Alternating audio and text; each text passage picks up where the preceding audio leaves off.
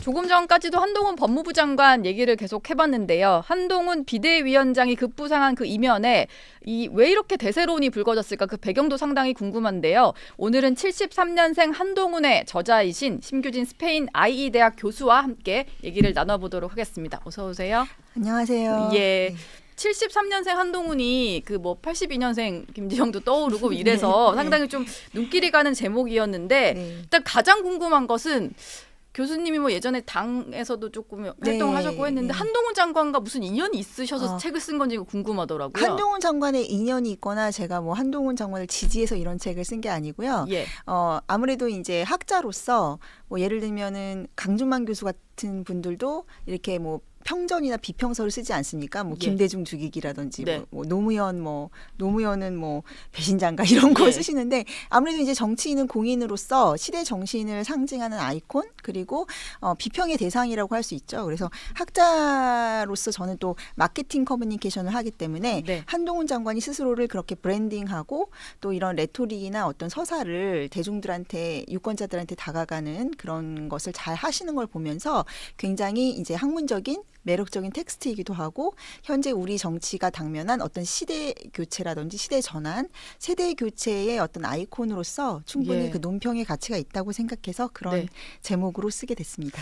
먼저 저도 책을 완독을 하기엔 좀 두껍더라고요. 그래서 약간 두껍죠. 좀 훑어는 봤는데 보니까 그런 표현이 등장해서 교수님께서 이제 한동훈 장관에 대해서 70년대생 X세대가 공유하는 정치 감수성 이런 표현을 쓰셨던데 이건 좀 어떤 의미라고 이해를 할 수 있을까요? 그러니까 저희 세대가 이제 제가 거기다가는 적당히 진보적으로 살아온 세대라고 했는데 70년대 세대들은 86세대처럼 그렇게 운동권을 강렬하게 주도했던 세대는 아닌데 아무래도 이제 어렸을 때는 반공 교육을 받았었고요. 그리고 대학에 들어간 이제 좋은 교육 시스템을 받았던 그런 수혜자적인 계층이라고 할 수 있죠. 그런 계층들이 이제 대학에 가서 유시민의 서적이라든지 그런 식의 86들이 주도했던 담론에 많은 영향을 받은 세대라고 할 수 있잖아요. 그래서 그런데 또 문재인 정권의 어떤 실패를 보면서 많은 정책적인 부작용 그리고 오바마 정권의 출범 이후에 전 세계적으로 PC 담론이라든지 성평등주의라든지 그런 여러 가지 진보 아젠다로 이렇게 맹렬하게 달려갔던 10년이 있었는데 그 시절이 이제 겪고 나서부터는 어떤 이제 신냉전 체제가 도래했고 다시 또 독재자들이 복귀하지 않았습니까? 그리고 전쟁이 일어났고요. 그런 난민 문제 등등 해서 이제는 그 PC 담론이 어떤 시대적인 효용성을 좀 상실한 이런 시대적 격변을 겪었다. 그래서 제가 X세대 담론 그리고 새로운 세대의 부상 그리고 우리가 이런 여러 가지 정치적 감수성을 겪어왔기 때문에 새로운 굉장히 예측 불가한 이런 시대 정세 속에서 우리가 어떤 프로블럼 솔빙 스트래티지 그러니까 문제 해결 능력을 가지고 있을 것인가 또 위기 관리 능력을 발휘할 수 있을 것인가 그래서 한동훈 장관으로 대표되는 우리가 이제 산업화 민주화를 거치면서 굉장히 좋은 교육 시스템과 이 세계적인 경쟁력을 가진 이런 파워 엘리트 그룹들이 나서서 현재 시스템의 위기를 이게 관리를 하고 더 새로운 미래 비전을 제시해야 된다. 이런 측면에서 제가 정치적인 감수성이라는 표현을 썼습니다. 그러면 이제 86세대가 지금 사실 민주당 쪽 주류인데 86 운동권에 대해서 좀 이제는 그만해야 된다 목소리도 상당히 높고 그럼 이렇게 한동훈 장관으로 좀 대표되는 X세대 정치인들이 많이 배출이 된다면 이게 하나의 정치 현상으로 이어지면서 세대 교체까지 될 수 있다. 이렇게 좀 분석을 하시는 거죠? 네. 그래서 이제 저는 그게 약간 이준석 씨가 처음에 들어와가지고 세대 포위론 이런 거를 먼저 들고 나왔었잖아요. 이제 그게 약간의 이제 한동훈 시대 전의 전사? 약간 전조라고 생각을 해요. 그러니까 이준석 돌풍이 불었던 거는 그만큼 세대 교체라든지 어떤 보수 내 담론에 있어서 혁신성 그리고 이제 과거의 담론보다는 이제 새로운 시대에 맞는 새로운 아젠다를 끌어냈으면 됐으면 하는 그 지지층들의 염원이 있었다는 거죠. 예. 그렇지만 여러 가지 이유로 뭐 정치 공학적으로나 아니면 본인의 어떤 정치적 역량 스킬이 부족해서라던가 뭐 여러 가지 이유로 이제 이준석 그 전 대표가 당권을 이제 상실하고 좀 이렇게 퇴출되지 않았습니까? 예. 국민의힘에서. 네. 그러다 보니까 그 열망이 이제 고스란히 한동훈 장관으로도 전해져 있는 것이고 또 한동훈 장관 같은 경우는 그 이준석 대표는 이제 그 전 대표는 이렇게 세대를 포위하자고 했잖아요. 네. 그러니까 4050을 배제하자는 얘기였거든요. 예. 왜냐하면 저쪽 민주당에서의 86세대의 그 담론에 굉장히 좀 세뇌가 돼 있다고 해야 되나? 그쪽에 많이 묶여 있는 세대가 이제 그 70년대생들이죠. 70년대생들, 80년대생들. 근데 한동훈 장관은 그 70년대생, 80년대생의 주체거든요. 그래서 제가 아까도 말했지만 여러 가지 다양한 정치적 격변을 겪었고 저희 세대는 부모 세대의 영향도 받았어요. 저희 부모 세대가 부모 세대이기 때문에.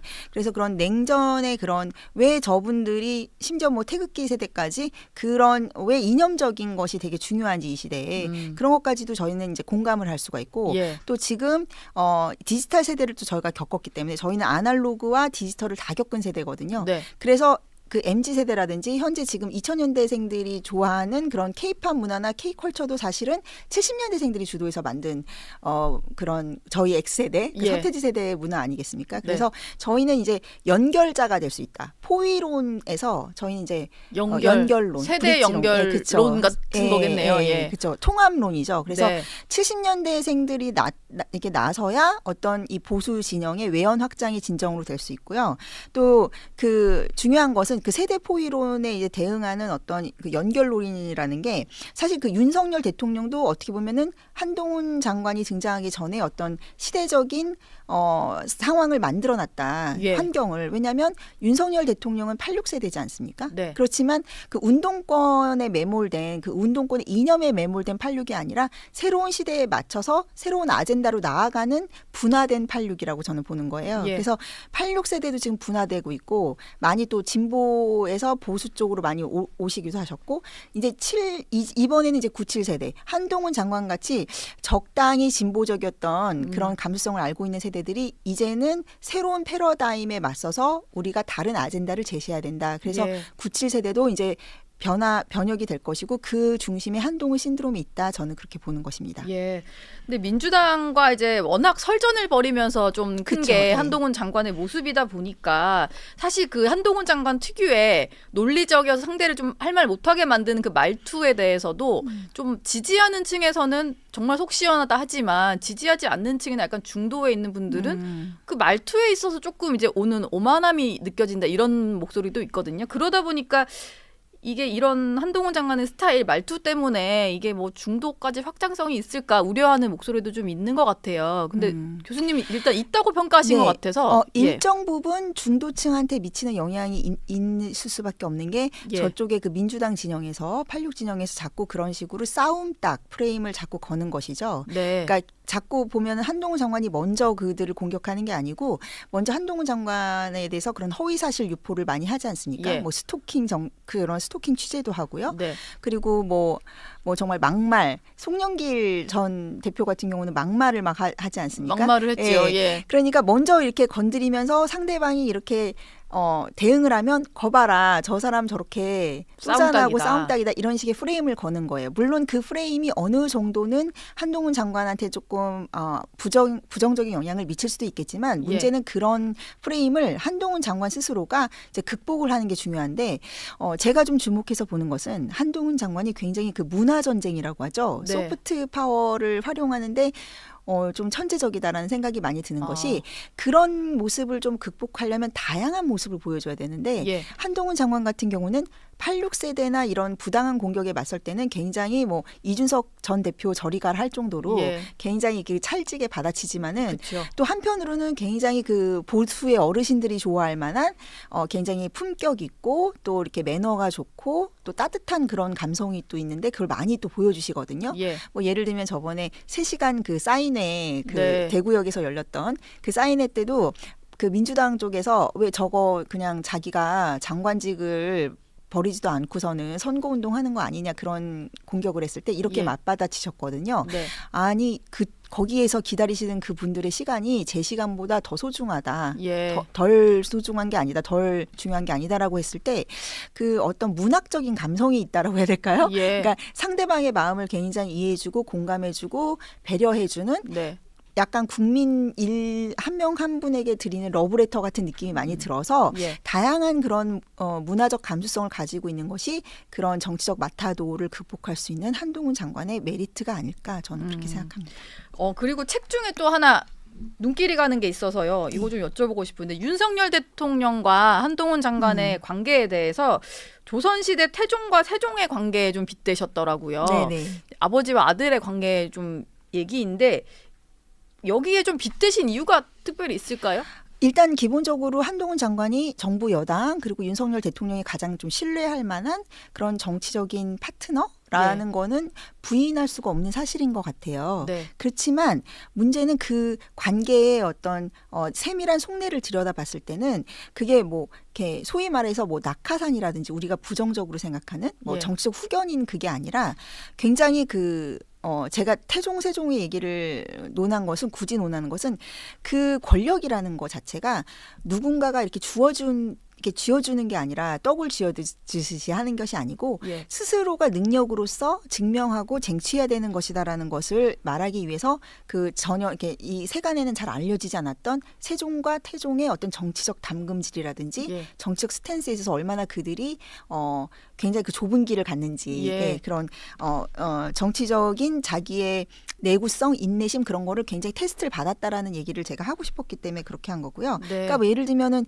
뭐 이건희 회장 같은 경우도 삼남으로 기업의 총수 자리에 올랐는데 그 부친께서 그런 말씀을 하셨대요. 내 아들이라서 회장이 된 것도 맞지만 무조건 아들이라서가 아니라 능력을 검증했기 때문에 내가 원하는 기준치에 부합했기 때문에 내가 물려주는 것이다라는 얘기를 했다고 하는데 사실은 치열한 어떤 식으로든 유권자한테도 검증을 받아야 되고 국민들한테도 검증을 받아야 되고 또 권력 내부에서도 검증을 받아야 되는 것이기 때문에 그게 단순히 윤석열 대통령과의 친소 관계 때문에 된 것은 아니다. 그런 점을 강조하고 싶었습니다. 능력주의의 어떤 아이콘 같은 거다. 그렇죠. 뭐 이런 말씀이시죠. 네네. 이준석 전 대표와도 좀 비교를 해볼 수 있지 않을까 싶은데 사실 이제 정치권에 좀 뭔가 등장했을 때 아까 말씀하셨다시피 이준석 전 대표도 정치 교체, 세대 교체되는 거 아니냐 이런 좀 희망 섞인 등장이었거든요. 그러다 보니까 이준석과 한동훈의 등장을 좀 비교하는 목소리도 있는데 어쨌든 이준석 전 대표의 길은 지금 대표까지 됐습니다만 그 이후의 행보가 조금 본인 뜻대로 풀리지도 않고 뭐 그런 다른 길을 좀 가고 있으니까 이준석과 한동훈의 좀 차이점은 뭐가 있을까요? 첫째로는 제가 인물의 매력도 차이를 좀 꼽고 싶어요. 한동훈 장관은 그 소프트 파워라고 하는데 사람들한테 이렇게 친화력 있게 다가가는 그런 매력이 되게 있는 것 같고 이준석 대표는 근데 좀 대중적인 이미지가 아까 말씀하신 정말 싸움닭 그리고 항상 이렇게 분열과 갈등 그리고 뭐 혐오 이런 식의 걸로 많이 중도층에게도 인식이 되지 않았나. 그래서 이 인물의 매력도 차이가 좀 제일 큰 것 같고요. 그리고 정치적인 내구성이라는 그 인내심의 차이를 저는 논하고 싶어요. 사실은 정치에 있어서는 그 대화 투정력도 되게 중요하지만 당내 정치도 굉장히 중요한데 이준석 대표 같은 경우는 전 대표 같은 경우는 그 당내 정치를 계속 자신의 정치적인 그 언론의 관심을 끄는 주목을 끄는 그런 소스로 활용을 해서 뭐 녹취도 맨날 한다고 하고 뭐 어떤 뭐 김기현 대표랑 만나자고 했다 어떤 뭐 자기가 어떤 콜을 받는다 그런 얘기들을 계속 하는데 그게 그 내부 정치 당내 정치의 것을 이렇게 계속 언론에 흘림으로써 정치를 하는데 한동훈 장관 같은 경우도 뭐 그런 게 없겠습니까? 근데 한동훈 장관 항상 그 메시지가 일관되고 안정감이 있어요. 항상 민주당의 어떤 좀 강성 세력 그리고 굉장히 좀 선을 넘는 발언을 막말을 하시는 그런 분들을 이렇게 집중해서 타겟팅을 해서 공격을 하지 이쪽 저쪽에다가 전선을 넓히진 않거든요. 근데 이준석 전 대표 같은 경우는 계속 이 어떤 싸움의 이슈로 덮는 듯한 계속 그 싸움의 대상이 계속 바뀌고 되게 다양해요. 그래서 그런 점에서 자신의 정치적 입지를 좁히지 않았나? 그리고 다음으로 또 제가 지적하고 싶은 것은 전문성의 차이입니다. 그러니까 보통 그 이준석 대표의 저는 그 실각에 있어서 가장 큰 문제가 청년 정치가 약간 이준석화돼서 부정적인 프레임이 되고 있다라는 거예요. 그래서 네. 원래 그 정치권도 어느 분야에서 자기 전문성을 인정받고 일가를 이루신 분들이 와서 사회를 위해서 봉사하는 그런 식의 개념이었는데 이준석 대표 같은 경우는 어린 나이에 그 비대위원장이라는 그 높은 직책을 달고 예. 데뷔를 짠하지 않았습니까? 네.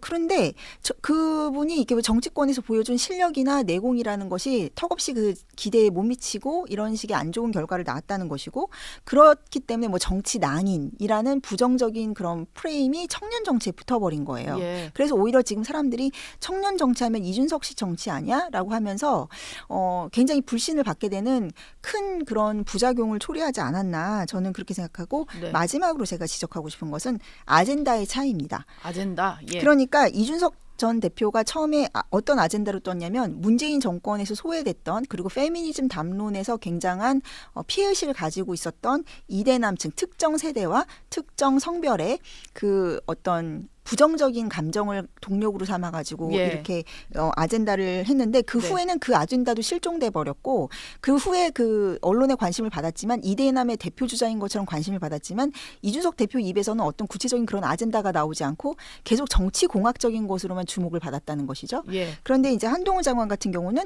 그런 정치적 이전 투구에 대한 발언을 하지 않고 당내 정치라든지 당내 입지에 대한 것에 대해서는 얘기를 하지 않고 그냥 장관에만 충실하면서 예. 민생적인 이슈 예를 들면은 뭐 이민청 이슈라던가 또 우리 전세 사기 이슈라던가 치안 이슈 그다음에 마약 범죄 이슈로 자기의 정책 브랜드를 만들었고요. 네. 그리고 더 크게는 이제 뭐 이승만 대통령의 업적 뭐 농지개혁이라든지 또 정주영 그 회장의 기업가 정신 등을 얘기하면서 뭔가 미래지향적이고 우리가 이제 돌이켜야 될 그런 미래지향적인 거 법치적인 거 그런 것으로 정책과 비전에 대한 얘기를 한다라는 점이 큰 차이라고 저는 생각을 합니다.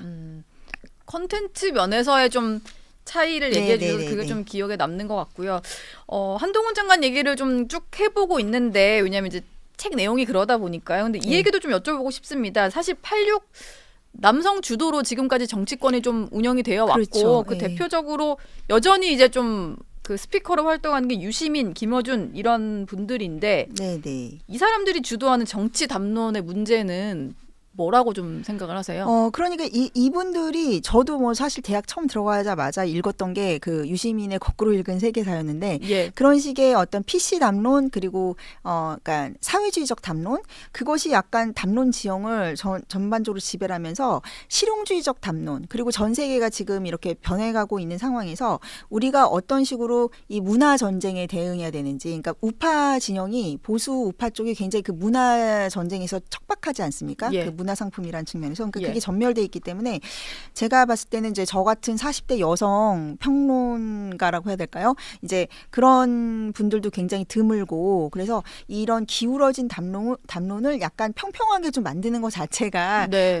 급선무가 아닐까. 그리고 지금은 제일 중요한 것은 정치가 그 옛날식으로 이념지향적으로 돌아가거나 이념지향적으로 소비되지 않고 특히 젊은 세대에 있어서는 이제 디지털 세대지 않습니까? 예. 정치도 하나의 그냥 문화 장르인 거예요. 그리고 네. 콘텐츠 장르인 것이고. 그래서 우리가 어떤 식으로 이 대중성을 보수 담론이 좀 이렇게 어느 정도 균형을 맞추면서 대중성이라든지 역동성과 확장성을 가져가기 위해서는 이 정치라는 콘텐츠가 어떤 식으로 잘 소비가 될 수 있는지 어떤 식으로 경쟁력을 가질 수 있는지를 좀 고찰하는 예. 그런 새로운 그 평론과 담론 지형에 있어서의 새로운 패러다임과 시각이 필요하다. 저는 예. 그런 점을 좀 말씀드리고 싶습니다. 예. 교수님 말씀 너무 잘하셔가지고 듣다 보니까 시간이 훌쩍 지나가가지고 네. 지금 마무리를 해야 될 시간인데요. 예, 네. 심규진 교수님과는 여기까지 얘기 나누겠습니다. 고맙습니다. 불러주셔서 감사합니다. 네. 예, 라디오쇼 노은지의 정치 시그널 오늘 송시는 여기까지입니다. 유튜브 채널 들어가셔서 채널A 뉴스 꼭 구독해 주시고요. 저는 내일 아침 8시에 다시 오겠습니다.